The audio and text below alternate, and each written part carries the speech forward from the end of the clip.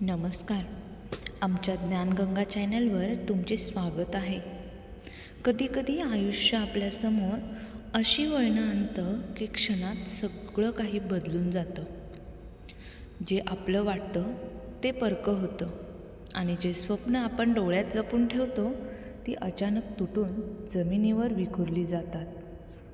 सौंदर्य, प्रेम, नाती, विश्वास सगळ्यांची खरी परीक्षा तेव्हाच होते जेव्हा नियती आपल्याला एकटं उभं करते.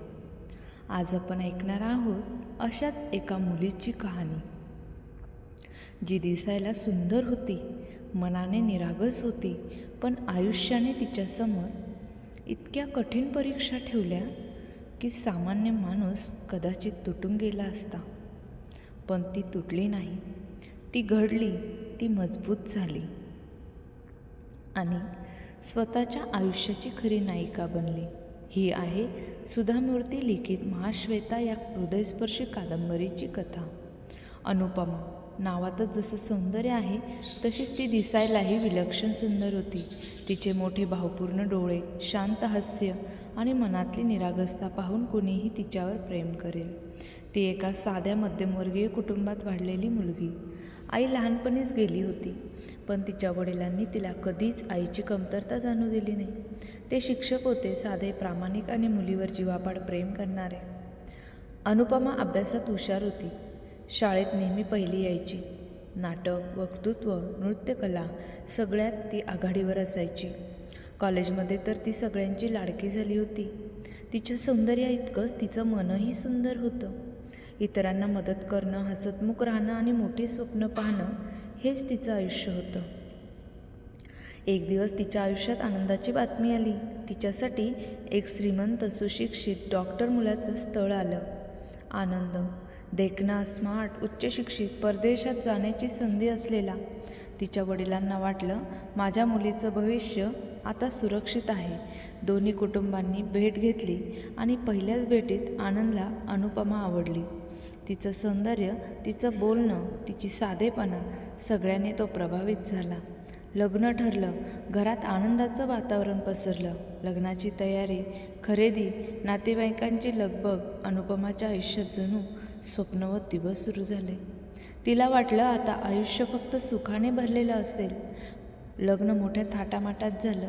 सगळे तिचे कौतुक करत होते. ती सासरी गेली तेव्हा सगळं नवीन होतं, पण आनंद तिच्यासोबत असल्यामुळे तिला कसलीच भीती नव्हती. सुरुवातीचे दिवस खूप छान गेले. दोघं फिरायला जायचे, बोलायचे, हसायचे. तिला वाटायचं याहून सुंदर आयुष्य असूच शकत नाही. पण कधीकधी नियती शांतपणे आपली पुढची चाल आखत असते.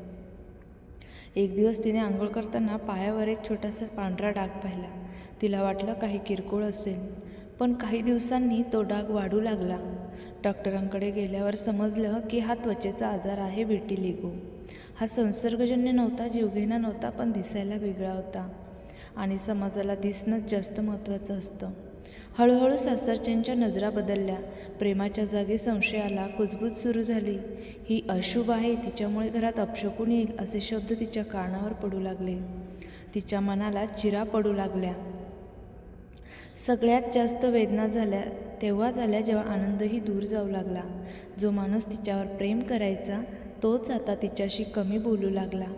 तिच्या डोळ्यात पाहणं टाळू लागला आणि एक दिवस तो परदेशी जाण्याच्या नावाखाली तिला मागे सोडून गेला. लवकर परत येईन असं म्हणाला, पण तो परत आला नाही. फोन नाही, पत्र नाही, काहीच नाही. अनुपमा एकटी पडली. सासरच्यांनी तिला दोष दिला आणि शेवटी घराबाहेर काढलं. जिचं लग्न इतक्या थाटात झालं होतं तीच मुलगी आज स्वतःच्या घरात परकी झाली होती. ती खूप रडली. स्वतःला प्रश्न विचारले, मी काय चूक केली? माझा गुन्हा काय? पण उत्तर नव्हतं. मग एक दिवस आरशात स्वतःकडे पाहताना तिला जाणवलं, मी आजारी आहे पण दोषी नाही. मग मी का लाजू?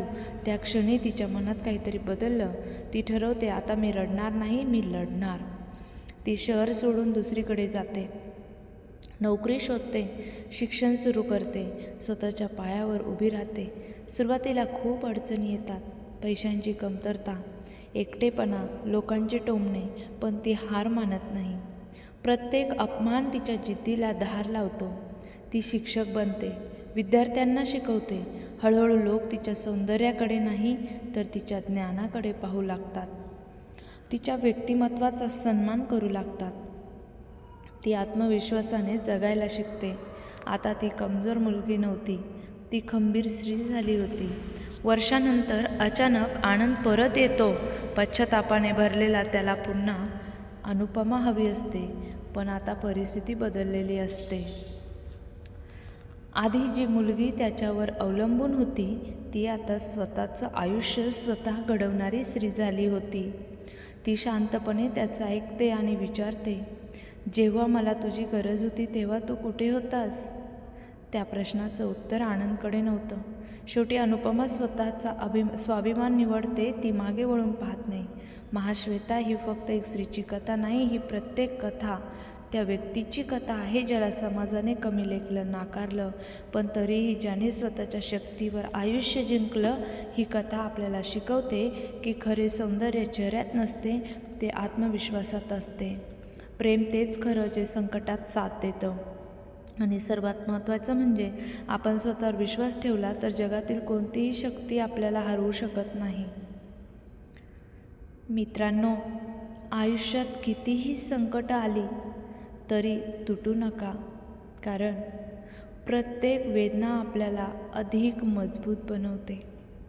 प्रत्येक अपमान आपल्याला उंच भरारी घेण्याची ताकद देतो आणि कदाचित त्या संघर्षामुळेच आपण आपल्या आयुष्याचे खरे नायक बनतो.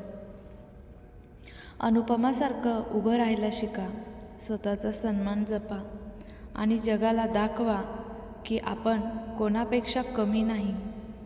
अशाच याच प्रकारच्या कथा सारांश स्वरूपात पुस्तकांची माहिती ऐकण्यासाठी आमच्या ज्ञानगंगा चॅनलला सबस्क्राईब करा. धन्यवाद.